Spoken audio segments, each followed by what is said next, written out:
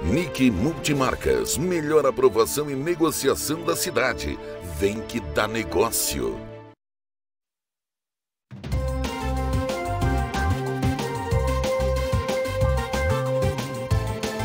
Olá, boa tarde. Boa tarde. A tragédia em Brumadinho. Chega a 150 o número de mortos pelo rompimento da barragem da Vale. Engenheiros constroem uma maquete a partir do laudo que atestou a segurança da construção. E apontam caminhos para a investigação. O ministro da Justiça e Segurança Pública, Sérgio Moro, vai ao Senado em busca de apoio para o pacote contra o crime. Rio de Janeiro. Um homem é preso em flagrante vendendo celulares no meio da Avenida Brasil.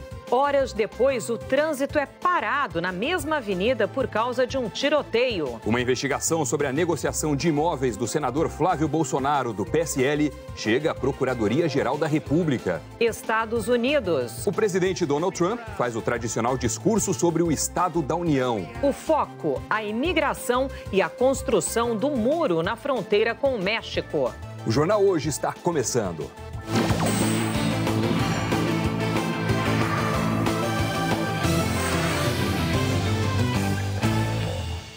Hoje é o 13º dia de buscas em Brumadinho e o número de mortos chegou a 150. A chuva fraca e a neblina no início da manhã não impediram o trabalho dos bombeiros com helicópteros.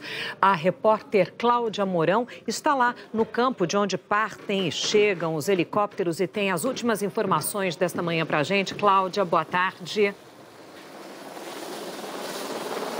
Boa tarde, Sandra, Doni, boa tarde a todos que nos assistem. Pois é, como vocês podem ver, a movimentação aqui no Centro de Operações é intensa desde o início da manhã. As aeronaves começaram a trabalhar aí cerca de 7 horas da manhã. Houve um atraso justamente por causa do tempo. Como vocês podem ver, aqui está bastante nublado. Choveu aqui em Brumadinho desde ontem à noite. Mas uma chuva fina e constante, o que não atrapalhou o sobrevoo das aeronaves. Agora, em relação à população, houve uma corrida aos postos de saúde por causa do anúncio ontem da Fiocruz, de uma possibilidade de surto de febre amarela. E a Secretaria de Saúde confirmou que a população tem sim que tomar a vacina, porque Brumadinho fica numa área de risco para a doença. Então, com o rompimento da barragem, aumentou ainda mais esse risco. Uma outra preocupação também é com a barragem B6. A barragem continua sendo monitorada, a barragem da Vale, que fica aqui pertinho de Córrego do Feijão. Ela está sendo monitorada depois daquela sirene, no último domingo. Ela está sendo monitorada 4 vezes por dia. Portanto, ainda não há risco de rompimento. Informação oficial da Defesa Civil. Agora, a gente viu aqui que as equipes chegaram com 6 corpos, mas o trabalho é intenso e a gente vai ver como que foi o trabalho das equipes de resgate durante a manhã na reportagem de Carlos Eduardo Alvim. A quarta-feira começou com uma forte neblina e uma chuva fraca. Mesmo assim, as aeronaves trabalharam durante a manhã. A todo momento, decolavam levando material e as equipes para o 13º dia de buscas. Os bombeiros não têm previsão para encerrar os trabalhos em Brumadinho. Na reunião bem cedo, os militares repassaram as estratégias de resgate. Precisamos planejar bem, executar com precisão, para que ao longo do tempo o serviço vá mostrando resultados. Nós esperamos ter fôlego logístico para conseguir manter essa operação nesse nível, para dar uma rápida resposta à comunidade. Em meio à lama, os militares continuam resgatando corpos. Hoje, os bombeiros estão usando 21 máquinas e 4 caminhões. Nessa fase, eles são fundamentais. As escavadeiras estão concentradas, principalmente na área onde ficava o refeitório, o vestiário e o setor administrativo da Vale. O helicóptero do Corpo de Bombeiros de Minas Gerais fez nesta manhã um sobrevoo na mesma região. Nessas imagens feitas hoje, dá para ver a situação da lama. Por conta da chuva, há poças d'água em trechos que já estavam mais secos. A previsão é de mais chuva para hoje e para os próximos dias aqui em Brumadinho. Com isso, a lama fica mais mole, o que traz risco para a segurança das equipes do Corpo de Bombeiros. Mesmo com essa chuva fraca, os trabalhos não foram interrompidos. Quase 400 militares seguem espalhados pelos 23 pontos que foram definidos pelo comando da operação. Um deles é no Rio Paraopeba. Eles usam botes na busca por no controle de cada um. Por causa da chuva, o nível do rio subiu e a correnteza está mais forte. Isso vai contribuir para algum corpo que estiver mais acima ter desprendido da lama e vai facilitar o nosso trabalho de visualizar algum corpo. Foi anunciada agora há pouco a construção de uma nova ponte que vai permitir a reabertura da principal estrada de acesso a Brumadinho. Quem tem os detalhes é a repórter Aline Aguiar, que está no centro de comando das operações. Aline, boa tarde. Olá, boa tarde a todos. Esse anúncio foi feito há pouco aqui durante uma entrevista coletiva. De acordo com a Defesa Civil, a Vale vai contratar uma empresa para construir a ponte na rodovia Alberto Flores, que é a rodovia que ficou interditada por causa da lama. E essa rodovia liga Brumadinho Centro aos bairros rurais, como a comunidade do Córrego do Feijão. A previsão para a construção é de 3 semanas e, enquanto isso, a Vale vai fornecer transporte para os moradores. São vans que vão sair diariamente a partir das 8 horas da manhã, de 2 em 2 horas, de Casa Branca, que fica pertinho do Córrego do Feijão, até o centro de Brumadinho e voltando também. A Vale também se comprometeu com o transporte escolar das crianças. Os 3 funcionários da Vale e os 2 da empresa alemã TÜV Süd ainda não saíram da prisão. A 6ª turma do STJ decidiu ontem que eles poderiam ser liberados, mas depende ainda de um alvará de soltura aqui expedido pela Justiça de Brumadinho. Eles são os responsáveis pelo laudo que atestava a segurança da barragem que se rompeu. Vamos ver agora na reportagem de Fabiana Almeida como estão as investigações das causas do rompimento. As investigações apontam que o excesso de água junto com rejeito dentro da barragem pode ter contribuído para o rompimento. Nesta foto de satélite, dá para ver uma lagoa dentro da barragem, perto do local onde haveria uma nascente. Essa lagoa indicaria um problema de saturação, segundo especialistas. Me chamou a atenção as manchas que acontecem antes da ruptura e depois essas fraturas laterais aqui na ombreira da barragem. Isso significa que a sustentação dela foi perdida. Provavelmente gerou água, né? A liquefação do solo. A Força Tarefa disse que a Vale havia identificado o problema 7 meses antes do rompimento. Fontes ligadas à investigação confirmaram que a mineradora tentou acelerar o processo de drenagem instalando o sistema conhecido como DHP, Dreno Horizontal Profundo. Para fazer os furos na barragem, teria sido usado um método que usa jato de água pressurizado. Ainda de acordo com a investigação, a tarefa foi abortada na instalação do 15º tubo, depois que os técnicos verificaram que a água estava ficando presa dentro do maciço da barragem, em vez de sair pelas aberturas feitas. Os investigadores descobriram também que antes do rompimento, instrumentos chamados de piezômetros acusaram a pressão de água acima do normal dentro da barragem. Os investigadores disseram que existiam nascentes de água acima da barragem, o que pode ter contribuído para gerar a saturação. A Polícia Federal tenta comprovar se também houve falha no sistema de drenagem. Essas nascentes que estavam localizadas atrás da barragem, a montante da própria barragem, a água ela conseguia ser lançada, né, quando ela era lançada para cima da barragem, ela estava formando um poço de água. E a partir daí, a gente imagina que essa barragem já demonstrava algum grau de saturação, porque senão a água seria drenada para dentro da terra, a terra sugaria aquela água. Então a gente está imaginando que isso já é um indicativo de saturação. A Vale disse que não houve registro de aumento do nível de água no maciço da barragem e que os dados indicam uma redução do nível da água na seção principal da estrutura. A Vale disse também que após a instalação dos drenos horizontais foi feita uma inspeção e nenhuma anomalia foi detectada. Segundo a Vale, 2 auditorias feitas em junho e setembro do ano passado por uma empresa de renome internacional atestaram a segurança física e hidráulica da estrutura. A Vale afirmou ainda que não havia nascente no corpo da barragem. A repórter Bruna Vieira ouviu engenheiros que reproduziram numa maquete quais foram os problemas apontados nos laudos feitos na barragem de Brumadinho. O coração de toda a barragem é o sistema de drenagem dela. É o que garante que a água não fique presa, liberando a pressão sobre a estrutura. É justamente aí que os especialistas procurados pelo jornal Hoje dizem que os técnicos responsáveis pelas auditorias enxergaram problemas. Os engenheiros do Centro Universitário FEI, aqui no ABC Paulista, prepararam para o jornal Hoje essa maquete aqui que reproduz a barragem de Brumadinho. Aqui a gente tem areia e ali em cima areia misturada com sílica e água que imita o rejeito de minério, né, professor? Aqui a gente vai conseguir entender por que o sistema de drenagem foi apontado ali como principal falha pelos laudos, né? Perfeito.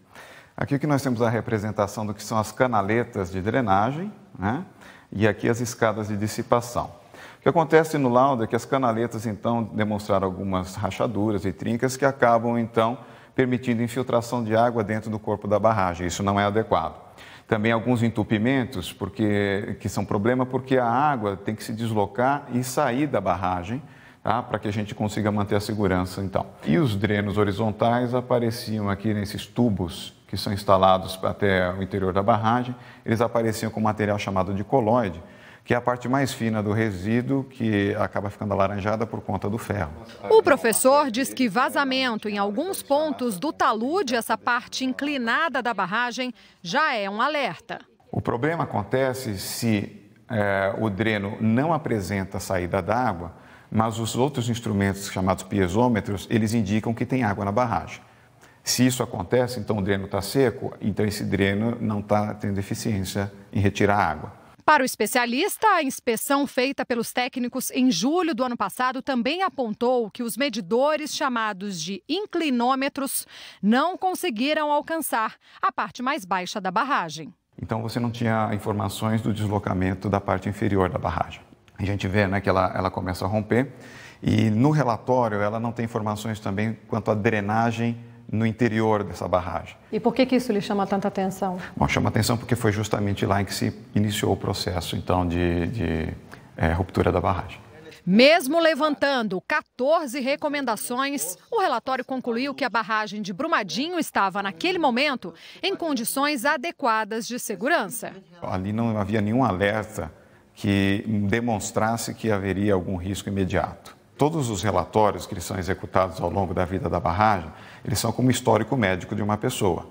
Então, quando tem alguma alteração nos resultados, é aí que você chama atenção e entra com algum tipo de intervenção. O que os laudos apontam mostra que o paciente estava como? Olha, o paciente estava precisando de alguns cuidados. A Vale vem afirmando que todos os itens do laudo da empresa Tuvisud foram atendidos ainda no ano de 2018 e que eram recomendações rotineiras em laudos desse gênero. Segundo a mineradora, a barragem era monitorada por 94 piezômetros, equipamentos usados para medir a pressão, além de 41 indicadores de nível d'água. Segundo a Vale, as informações dos instrumentos eram coletadas periodicamente.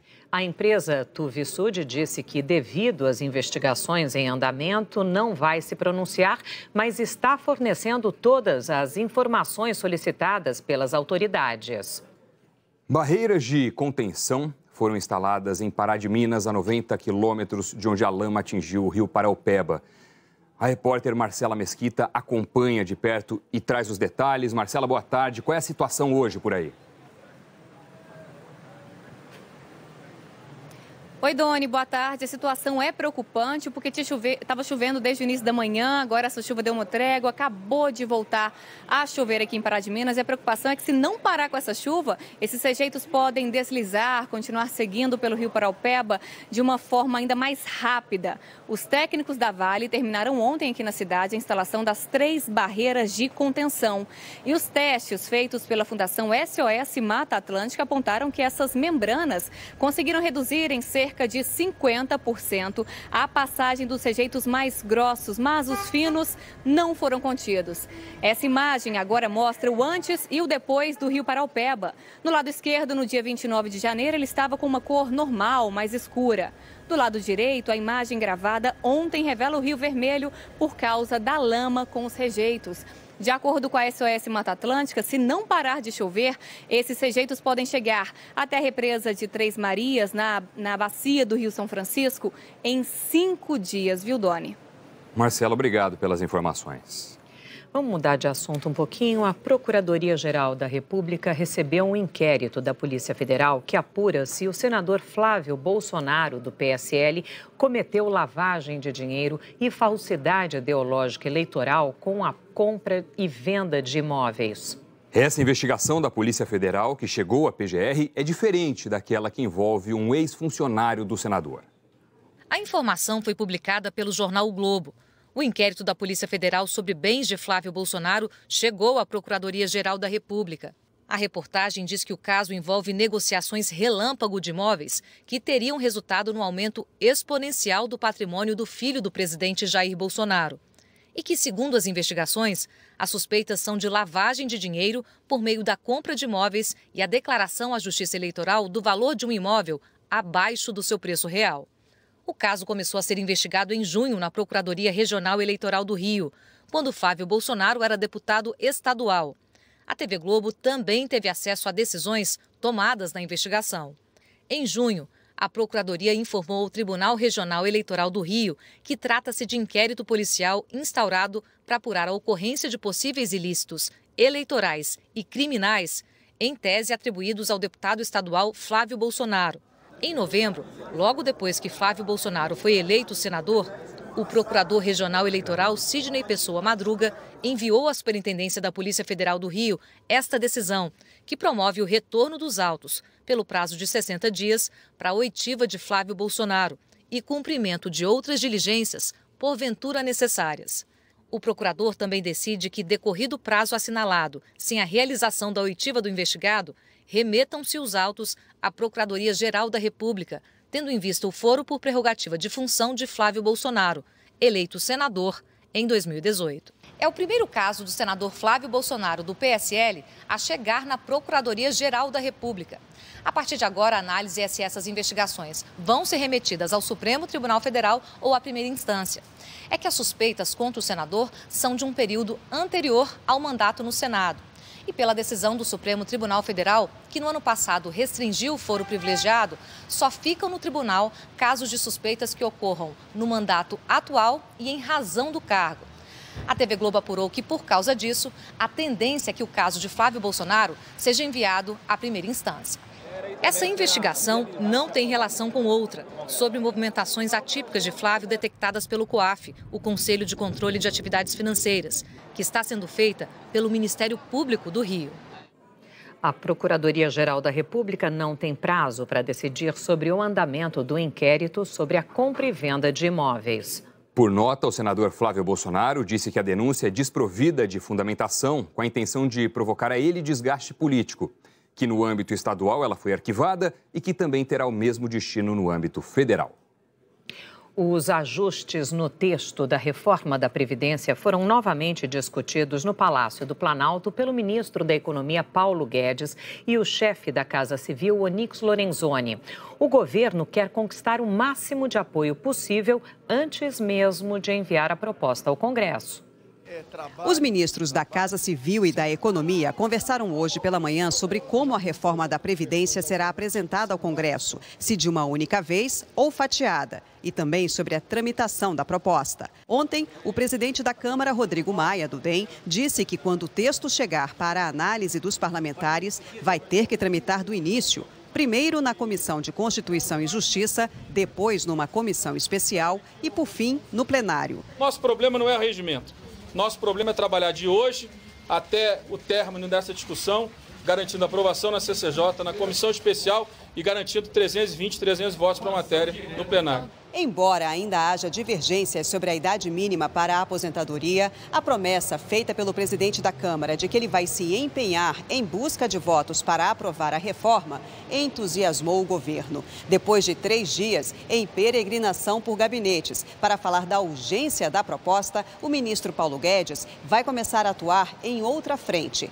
Prepara para a semana que vem uma grande reunião com governadores e depois com prefeitos. Como a proposta inclui estados, municípios e militares, a equipe econômica quer apresentá-la a todos antes de enviar para o Congresso. A palavra final será do presidente Jair Bolsonaro.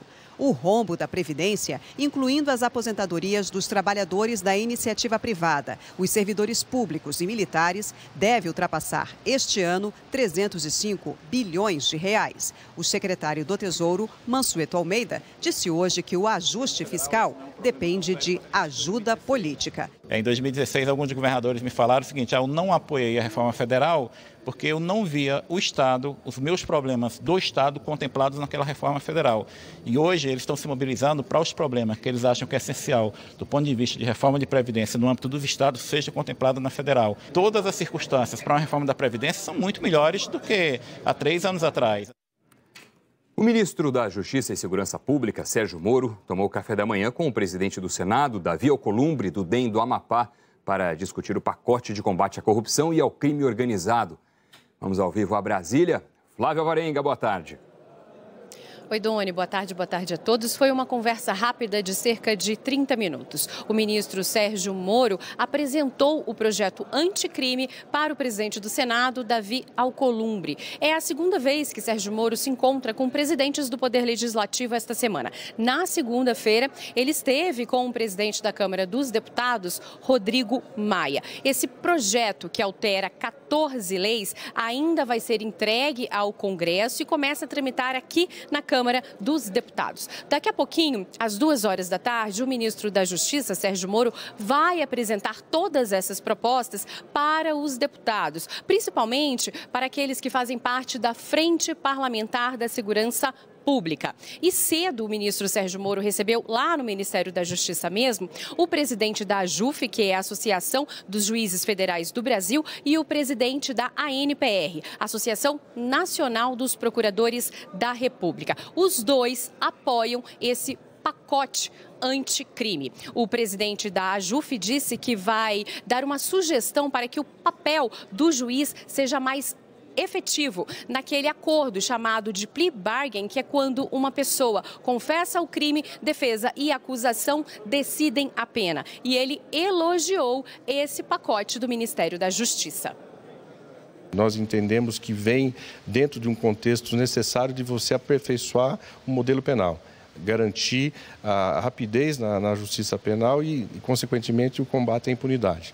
O que nós vamos sugerir, em alguns aspectos, por exemplo, nas soluções negociadas, no chamado plea bargain, que nós entendemos importante uma maior participação do juiz nesse processo, exatamente para que ele haja como o garantidor das garantias individuais, o equilíbrio entre acusação e defesa. Então vamos falar um pouco desse plea bargain que já existe no Código Penal dos Estados Unidos. Esse instrumento jurídico permite que o acusado se declare culpado e possa negociar e, eventualmente, até reduzir a pena. Aqui nos Estados Unidos é um direito do réu. Antes do início do julgamento, o acusado pode escolher se declarar culpado. Em troca, o julgamento é suspenso e, em geral, o réu recebe uma pena mais branda, negociada entre promotores e advogados de defesa. Como a decisão final é do juiz, se o réu não ficar satisfeito com a sentença, ainda pode recorrer. 90% dos casos que chegam à justiça aqui nos Estados Unidos são resolvidos através desse mecanismo, conhecido em inglês como plea bargain. O sistema desafoga os tribunais. A professora da Universidade de Direito de Nova York, Ana Kominski, explica que sem a plea bargain, o sistema judiciário ficaria atolado de processos e teria um custo muito mais alto. Mas o mais importante é que o mecanismo resolve o caso de uma forma favorável para os dois lados, defesa e acusação. Se o réu preferir ir a julgamento, corre o risco de pegar uma pena maior, diz ela. A redução da pena depende do tipo de crime.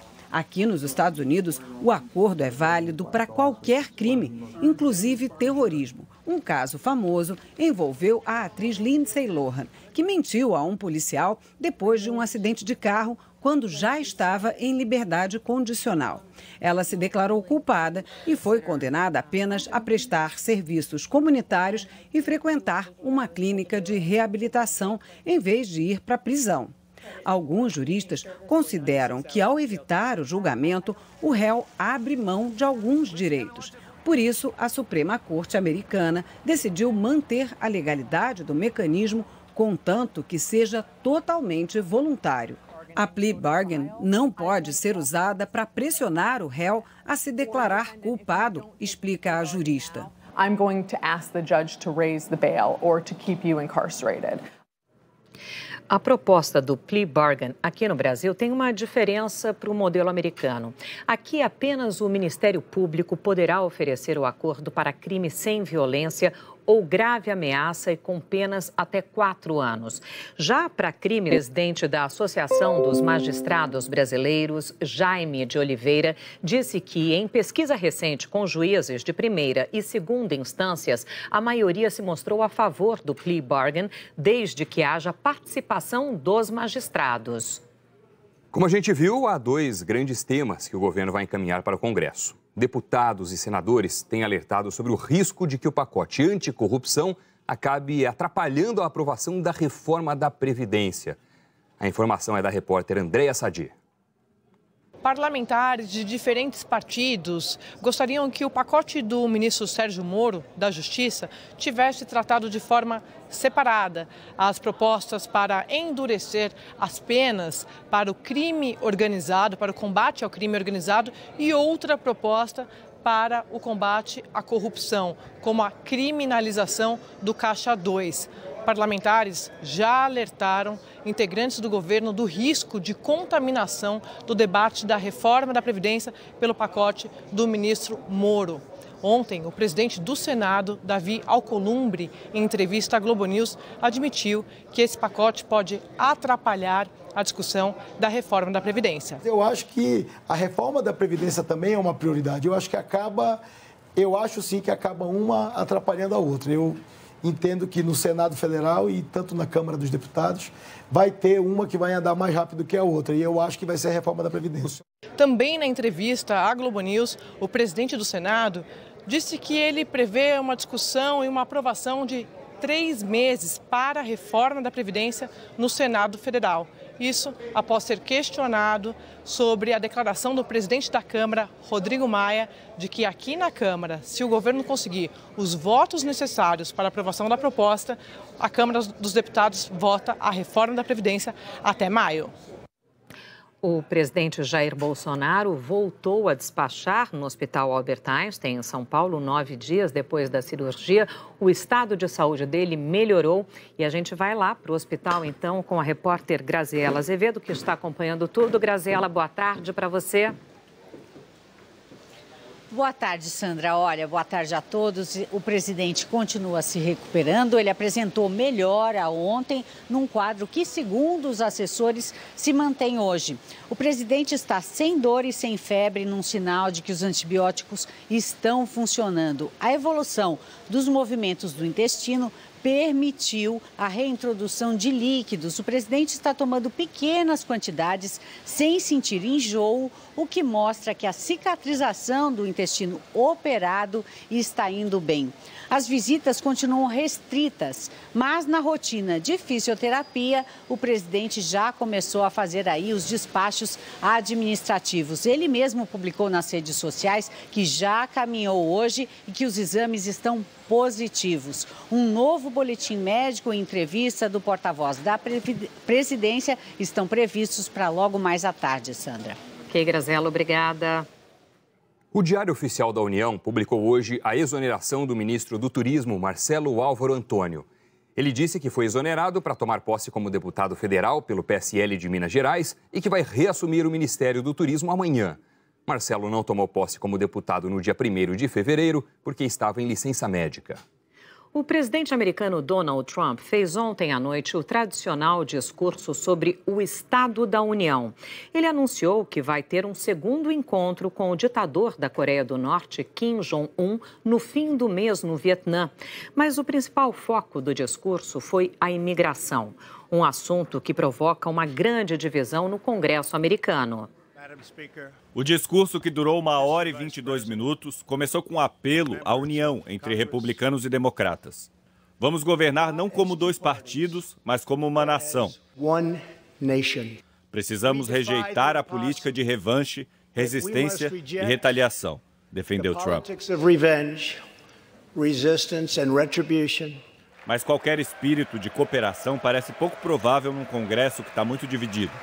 O presidente exaltou o desempenho da economia americana e disse que ninguém se beneficiou mais do que as mulheres, que preencheram 58% das vagas de trabalho criadas no ano passado. As democratas aplaudiram. Elas mesmas são um exemplo. Nunca houve tantas mulheres no Congresso americano como agora. As congressistas estavam vestidas de branco, a cor das sufragistas, que um século atrás lutaram pelo voto feminino. Em política externa, Trump defendeu a relação com o ditador Kim Jong-un. Se eu não tivesse sido eleito presidente dos Estados Unidos, nós estaríamos, na minha opinião, numa grande guerra com a Coreia do Norte, ele disse.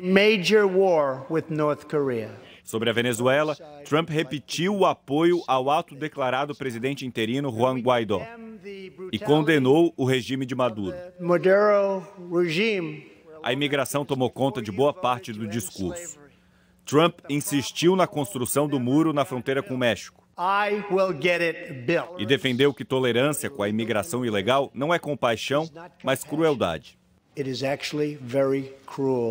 A insistência de Trump em construir o muro provocou um impasse na aprovação do orçamento que se arrastou por 35 dias. Foi a maior paralisação da história americana. Agora os dois partidos têm que chegar a um acordo até sexta-feira que vem, porque senão há o risco de o governo parar mais uma vez.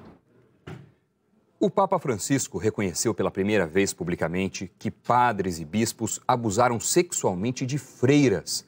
Francisco fez o comentário ontem em sua viagem de volta a Roma, depois de visitar os Emirados Árabes Unidos. Em um dos casos que a igreja tem conhecimento, as freiras foram mantidas como escravas sexuais.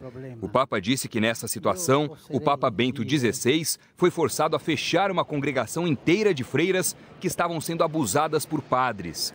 Um porta-voz do Vaticano confirmou que Francisco se referia a um grupo pequeno na França. Ao longo dos últimos anos, freiras na Índia, América Latina e na Itália acusaram clérigos de abuso. Na semana passada, uma revista do Vaticano afirmou que houve casos em que as mulheres foram forçadas a abortar os filhos dos sacerdotes, algo que o catolicismo proíbe. O Papa Francisco concluiu dizendo que alguns padres já foram suspensos e que a igreja está no caminho para acabar com os abusos sexuais. Ainda hoje, a previsão do tempo para todo o Brasil. E a seguir, amanhã violenta em uma das principais avenidas do Rio de Janeiro. Olha isso. A gente volta já.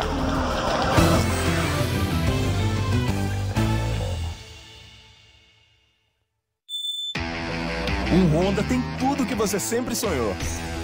Qualidade, tecnologia, segurança, conforto. Porque tudo na Honda é pensado para o seu prazer de dirigir, até a compra facilitada. Conheça o financiamento Evolution Honda. Entrada flexível, parcelas acessíveis e garantia de recompra do seu Honda.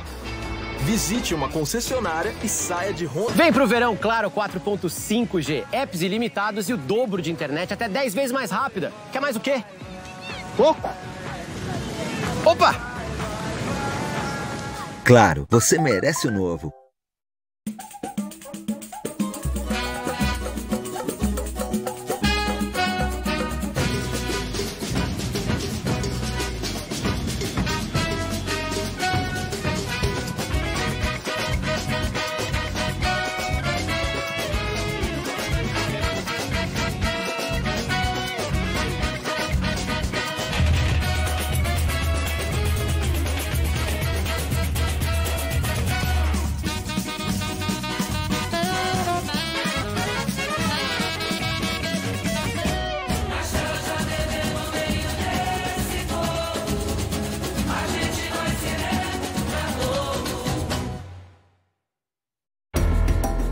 Janaína não consegue acreditar que o sumiço de Jerônimo tem tudo a ver com o roubo dos dólares de Celestine. Eu vi o Jerônimo no aeroporto, João.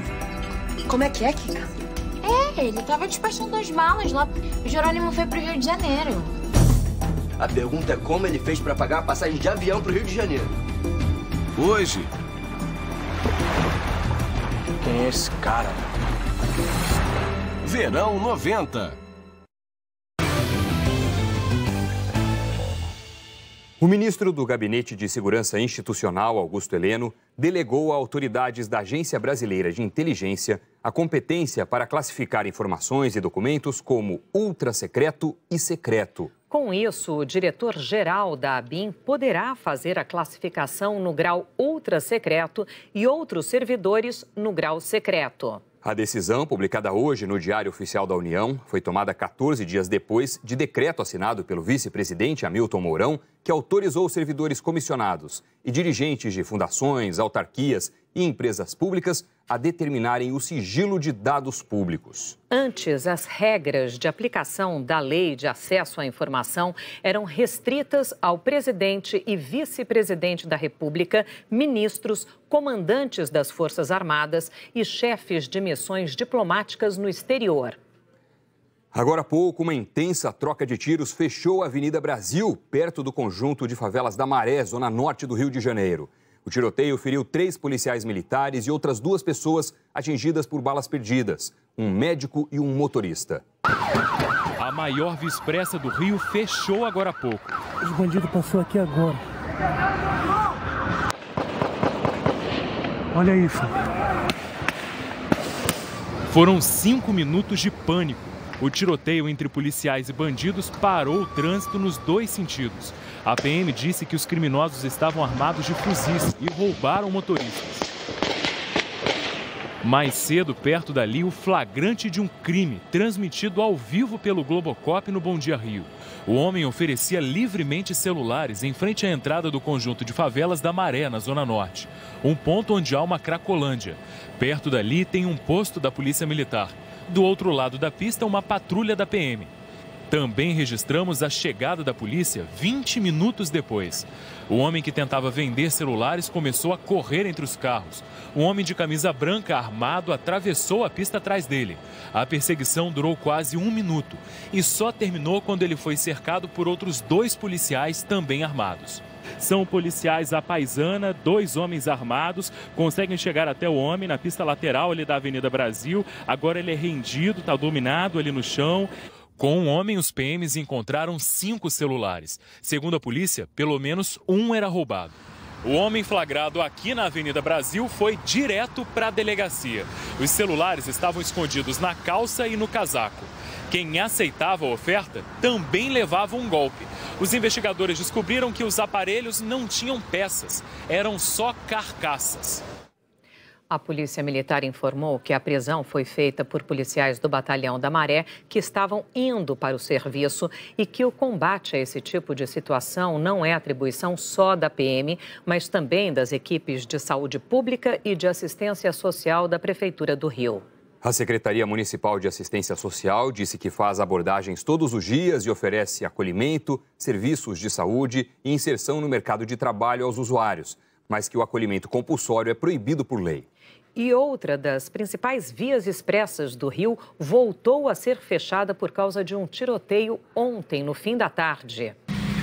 Os motoristas ficaram mais uma vez no meio de uma troca de tiros na linha vermelha, que é a principal ligação do Aeroporto Internacional Tom Jobim com a zona sul do Rio. Linha vermelha fechada, a polícia trocando tiro. Os policiais militares passavam pela via expressa quando foram atacados por traficantes do Complexo da Maré. O trânsito ficou parado por alguns minutos. Ninguém foi preso. E hoje de manhã, um intenso tiroteio deixou em pânico quem passava pela Rio Santos, em Angra dos Reis. Segundo a Polícia Rodoviária Federal, criminosos vestidos com uniformes do BOPE tentaram assaltar um carro forte. Um carro foi incendiado. Passageiros precisaram se abaixar dentro dos veículos com medo dos disparos. Os bandidos não conseguiram abrir o cofre e fugiram. O Conselho Federal de Medicina publicou hoje no Diário Oficial da União resolução que permite consultas e cirurgias à distância e regulamenta a telemedicina.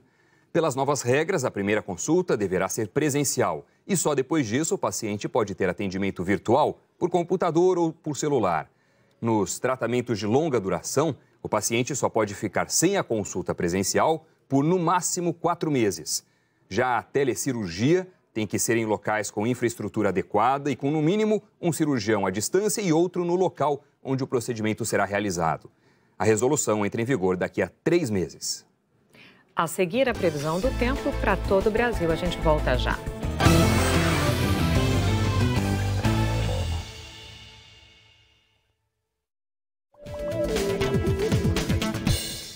Aqui nessa galeria de arte que fica dentro da Assembleia Legislativa de Santa Catarina já foi mostrado o talento de muitos artistas catarinenses. Se você é um deles e quer ver seu trabalho aqui também, fique atento. O edital de seleção de projetos para ocupações artísticas da galeria já está disponível no site da Alesc. As inscrições vão do dia 1º até o dia 29 de março.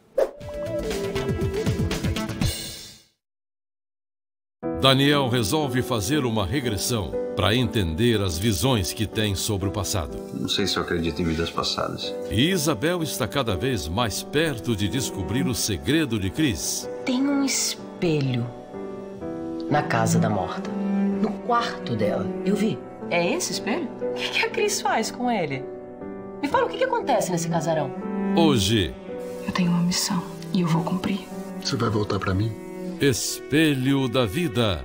Adquira o certificado de contribuição Trimania. Ganha a instituição Bethesda, ganha toda a comunidade. E você também pode ganhar R$500 mil no próximo domingo. R$10 mil no primeiro, no segundo e no terceiro prêmio. E no quarto prêmio, R$500 mil. Já pensou? R$500 mil. R$500 mil para realizar os seus sonhos. E tem mais 10 prêmios de R$2 mil no Giro da Sorte. Para ganhar é só colaborar. A instituição Bethesda agradece. Realização Instituição Bethesda, Hospital Bethesda. Santa Catarina é um dos maiores polos de investimento e consumo do país. E aí, Santa Catarina conhece seu negócio? Para ajudar sua empresa a crescer, a NSC criou o Negócios SC, um portal sobre o mercado com informações e soluções personalizadas para impulsionar seus negócios com comunicação, marketing e vendas. Acesse negóciossc.com.br e faça negócios com Santa Catarina. Qual a sua causa? Já sentiu aquela vontade de mudar o mundo para fazer dele um lugar melhor? Conheça o Descubra a Sua Causa, um teste na internet que te ajuda a descobrir a sua causa, além de mostrar quem já está trabalhando nela. São várias as causas. Descubra a sua. Acesse www.descubrasuacausa.net.br e descubra.